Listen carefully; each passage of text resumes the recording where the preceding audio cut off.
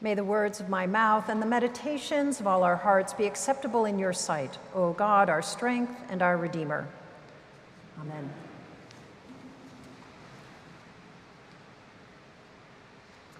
If you've traveled on the subway in a large city like New York or Boston, you've probably seen and heard buskers, those musicians and artists who perform in the stations for those who walk by. Most of these musicians will have a container out to collect donations as they're playing. And subway stations have great acoustics, so they're a wonderful place to play and hear music. It's not a wonder that musicians would want to play there. However, the average commuter rushing through the station on his or her way to work or somewhere else probably doesn't really pay any attention to the musician. They might notice that someone's there, but they don't stop to listen. They're busy and pressed for time, thinking about other things. The musician, no matter how good or poor, becomes part of the blur in the background as they hurry to their destination. A little more than 15 years ago, a columnist for the Washington Post decided to test just how distracted those subway commuters are. He asked Joshua Bell, considered by some to be the best violinist of our time, to perform anonymously as a busker in a Washington, D.C. metro station. Mr. Bell agreed. So on a Friday in January of 2007, Joshua Bell put on jeans, a long-sleeve t-shirt, and a Washington Nationals ball cap, and he made his way to one of the metro stations in downtown D.C., a station that was, at the time, used by thousands of U.S. government employees every day. In that station, Mr. Bell played for nearly 45 minutes during the morning rush hour. According to the Washington Post article about this event, there were 1,097 people who passed by Mr. Bell as he played. 20 of them dropped a little money in his violin case as they walked by. And 7 stopped to listen to him. 7 out of nearly 1,100. In our readings today, we hear about God's faithfulness and goodness in providing for the needs of the Israelites in the wilderness and the crowd in John.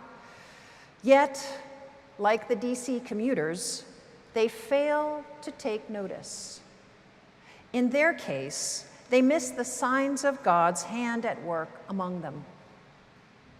So let's look at what's happening in these passages. In Exodus, the whole congregation of Israel is traveling in the wilderness. It's been 1 month since they escaped their bondage in Egypt, and they're on their way to Mount Sinai. Hunger is afflicting the Israelites, and they react by grumbling. It's only been 1 month, but they're forgetting the forced labor and harsh conditions that made their lives in Egypt so miserable. They are forgetting the amazing acts of God that allowed them to escape. They look back on their enslavement with rose-colored lenses. They complain to Moses and Aaron. Now, we really can't blame them for their complaints. Suffering from hunger is a terrible affliction. And being in the middle of the wilderness, there really is no place where food can be found. So it's not surprising they were feeling so desperate. And they certainly were not the first or the last to recall the past with a romanticized view when in the midst of a difficult situation. But God, instead of dismissing their protests, responds quickly and with faithfulness to their complaint. God does not denounce them for their lack of trust in his ability to provide for them in the wilderness. He is not angry with them for forgetting about what he had done for them at the Red Sea. Instead, God continues to show goodness and favor to the Israelites.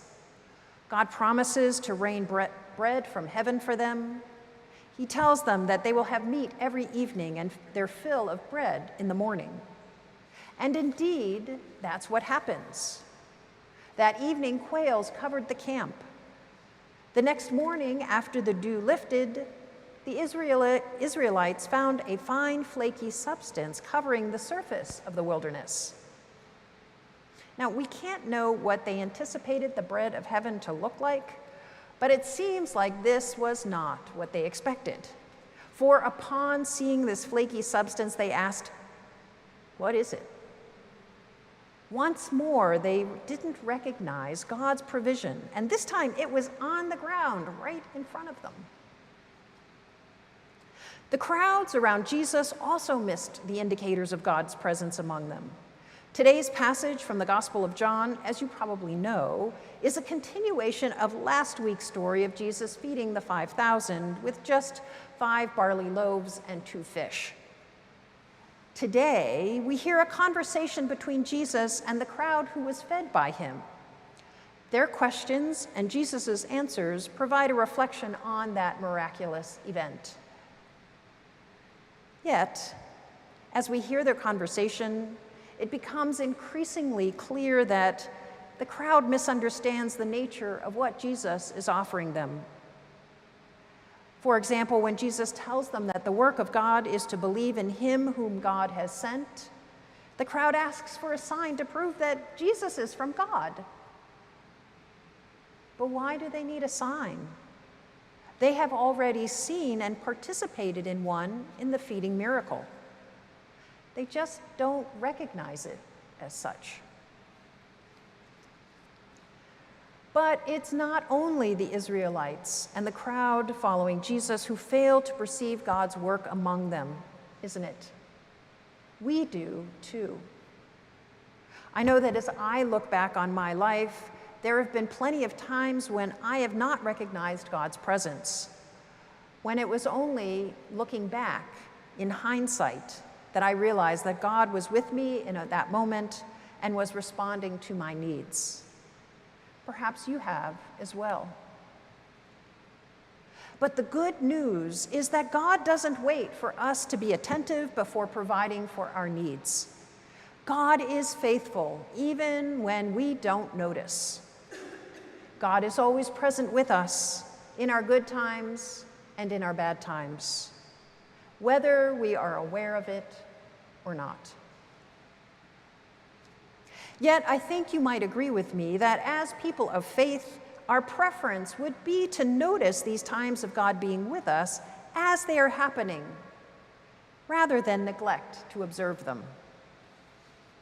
But it's easy to get caught up in our busyness of our daily responsibilities, and by doing so, lose sight of the truth that God is with us constantly.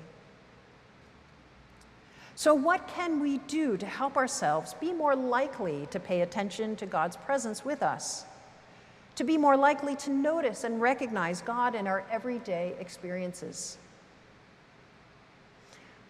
We can intentionally cultivate a habit of looking for God at work in our lives.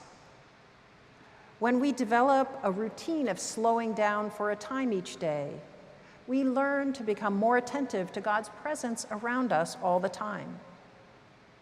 There are a number of spiritual practices that can facilitate that. Here is one that I've found helpful. Each day, end the day with a prayerful reflection on the events, encounters, and emotions of your day.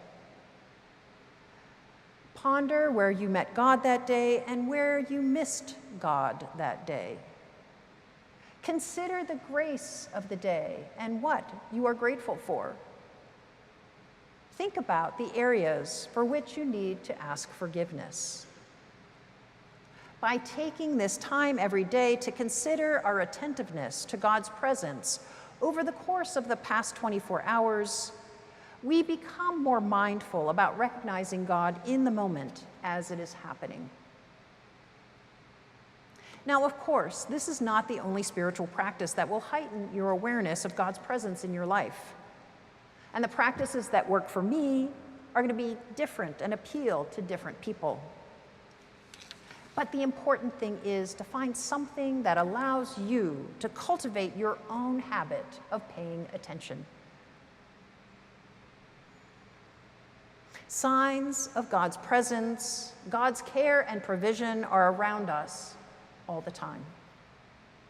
Will we, like the Israelites and the crowd around Jesus, fail to recognize God's sustenance? Will we, like the DC commuters, walk by without seeing, too wrapped up in our own busyness? Or will we foster a habit of awareness so that we will more often notice God's goodness surrounding and supporting us?